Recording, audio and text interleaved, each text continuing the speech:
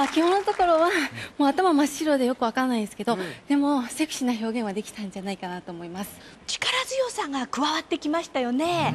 ですからセクシーなんだけど女性から見てかっこいいなって思うような素敵なダンスでした。さあ今回のこのねインリンさんのこの世界をどうご覧になったのか。いやもう自分との戦いですね。